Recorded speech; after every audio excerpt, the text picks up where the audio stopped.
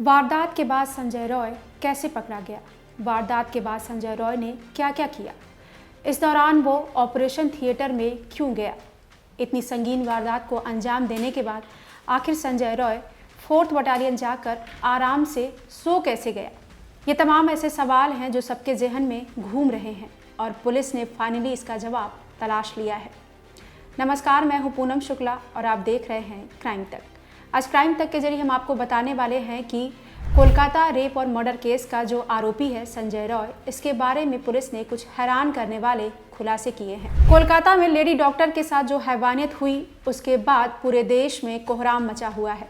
लेकिन इसी बीच खबर ये भी आ रही है कि कोलकाता में लेडी डॉक्टर के साथ जिस तरीके से इस घिनौनी वारदात को अंजाम दिया गया है, इसके बाद देश में रेप की वारदातों में भयानक तरीके से बढ़ोतरी हुई है, यानी कि कमी नहीं आई है। तो वहीं लेडी डॉक्टर के मामले में खुलासा हुआ है कि लेडी डॉक्टर रात के 2:45 पर जिंदा थी। ये वो वक्त था जब लेडी डॉक्टर को उसके कजिन ने मैसेज किया और लेडी डॉक्टर ने उसका रिप्लाई दिया। इस दौरान वो जिंदा थी।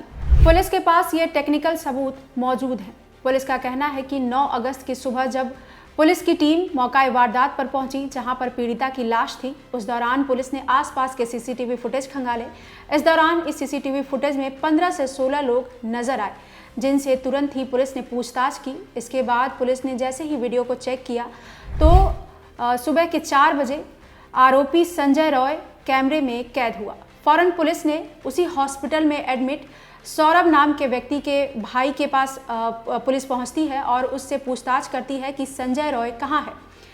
सौरभ वही व्यक्ति है जो कि संजय के साथ 8 अगस्त की रात को रेड लाइट एरिया गया था, जिसके बारे में ये भी खुलासा हुआ था कि इन दोनों ने बैठकर शराब भी पी थी। जब पुलिस ने सौरभ के भाई को संजय रॉय की तस्वीर दिखाई तो सौरभ के भाई ने उसकी पहचान की। इसके बाद उसने अपने भाई को कॉल करके बताया कि संजय रॉय को पुलिस ढूंढ रही है। इसके बाद सौरभ ने संजय को फ़ोन किया और उसे दोपहर के खाने पर घर बुलाया। जैसे ही संजय घर पहुंचा और सौरभ ने उसको खाना दिया, इस दौरान सौरभ ने उससे कहा कि तुम्हें पुलिस ढूंढ रही है क्योंकि आरजीकर हॉस्पिटल में कांड हो गया है। इस दौरान बड़े ही ऐंठ के साथ संजय रॉय कहता है कि मैं देखता हूँ। इसके बाद उसने सौरभ का दिया हुआ खाना नहीं खाया और वापस 4th बटालियन जाकर फिर से शराब पीकर सो गया। इसके बाद पुलिस उसकी तलाश में 4th बटालियन पहुंचती है, जहां पर नशे में धुत होकर संजय रॉय सो रहा था। इसके बाद पुलिस ने उसे उठाया, उससे पूछताछ की।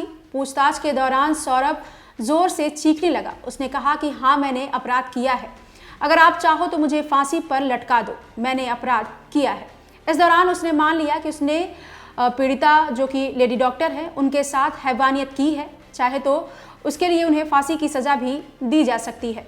इसके बाद फौरन पुलिस ने आरोपी संजय रॉय को गिरफ्तार कर लिया और उसे पुलिस थाने लेकर आई। यहाँ पर जब आरोपी से पूछताछ की गई, इस दौरान आरोपी ने फिर से अपना गुनाह कबूल कर लिया।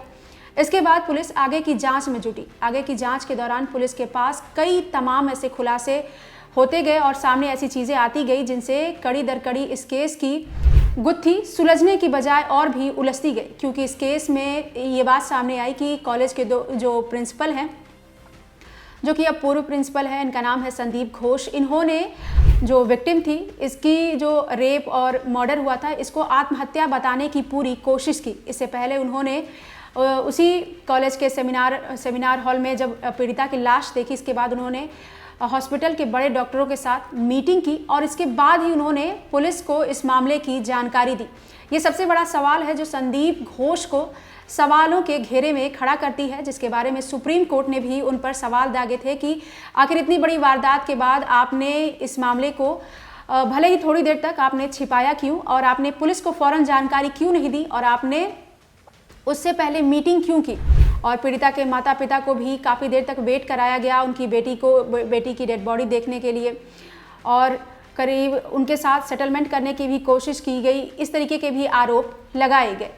लेकिन इस केस में जो सबसे बड़ा क्रिमिनल है, जो कि इस केस का मास्टरमाइंड बताया जा रहा है, वो है आरोपी संजय रॉय, जिससे सीबीआई की टीम लगातार पूछताछ कर रही है। कुछ मीडिया रिपोर्ट्स में ये भी दावा किया जा रहा है कि संजय रॉय ने पीड़िता की हत्या की बात से इनकार कर दिया है। उसका कहना है कि वो सेमिनार हॉल में जब गया तो पीड़िता की मौत हो चुकी थी। लेकिन सीसीटीवी फुटेज में उसकी जो वहाँ पे एंट्री हुई है वो अलग ही कहानी बता रही है, जिससे ये साबित होता है कि जब वो वहाँ पर गया था तब उसके बाद ही पीड़िता की मौत हुई है। पोस्टमार्टम रिपोर्ट में भी ये बात सामने आई है कि पीड़िता की मौत इसके बाहर आने के बाद ही हुई है और फिर उसी आधार पर पुलिस ने आरोपी को गिरफ्तार किया है और अब पुलिस लगातार आरोपी संजय रॉय से पूछताछ कर रही है। इसके अलावा संजय रॉय को लेकर यह भी खुलासा हुआ है कि इसके फ़ोन से पॉर्न वीडियो बरामद हुए हैं, जिसमें कई ऐसे घृणित वीडियो हैं जिसे देखकर पुलिस ने इसे बीमार मानसिकता का व्यक्ति बताया है और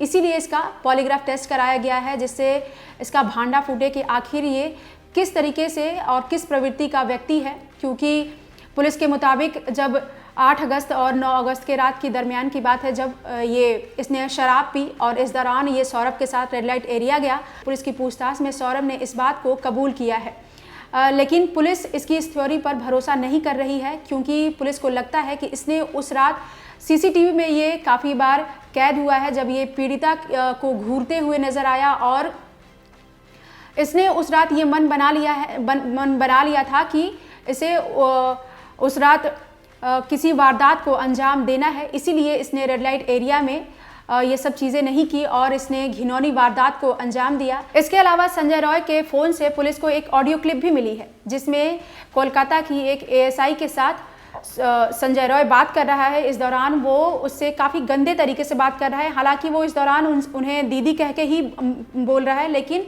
उसके इंटेंशन साफ झलक रहे हैं, जिसे कोलकाता की जो ये लेडी पुलिस हैं ये भी समझ रही हैं, लेकिन वो लगातार इसे इग्नोर कर रही हैं। इसके अलावा संजय रॉय के फ़ोन से एक फ़ोटो भी डिलीट किया गया है, जिसकी जांच की गई तो पता चला कि ये संजय रॉय की गर्लफ्रेंड है, जिसने अपने न्यूड फ़ोटो संजय रॉय को उसी रात भेजे थे, लेकिन फिर उसने कुछ देर के बाद इसे डिलीट कर दिया है। इसके अलावा संजय रॉय के बारे में ये भी पता चला है कि संजय रॉय जेल में गार्ड्स के साथ बातचीत करता है और इस दौरान वो अपने आप को निर्दोष बता रहा है। उसका कहना है कि उसे जो पीड़ित डॉक्टर हैं इसके बारे में कुछ भी नहीं पता है, रेप और मर्डर उसने नहीं किया है, वो निर्दोष है, उसे फंसाया जा रहा है। अपनी बेगुनाही साबित करने के लिए ही उसने पॉलीग्राफ टेस्ट कराया है, जिससे उसकी सारी सच्चाई सामने आ जाएगी और इसमें और जिसकी भी संलिप्तता होगी वो सामने आएंगे और उनकी गिरफ्तारी होगी। फिलहाल संजय रॉय एक शातिर अपराधी की तरह सारे पैंतरे आजमा रहा है ताकि वो इस केस से बच सके, लेकिन पुलिस के पास और सीबीआई टीम के पास तमाम ऐसे सबूत हैं जो संजय रॉय को दिखाए गए। उससे जो सीसीटीवी में टाइमिंग है इसके बारे में पूछी गई और उसके चेहरे पर जो ताज़े जख्म थे इसके बारे में पूछे गए, तो उसके पास इसके जवाब में कुछ भी बोलने के लिए नहीं था। साफ दिख रहा था कि संजय रॉय अभी भी अपनी करतूतों को छिपाने के लिए झूठ का सहारा ले रहा है, लेकिन सीबीआई की टीम लगातार उससे पूछताछ कर रही है और कई ऐसे एविडेंस जुटा चुकी है जिससे पता चलता है कि जो लेडी डॉक्टर हैं उनके साथ हैवानियत संजय रॉय ने ही किया है।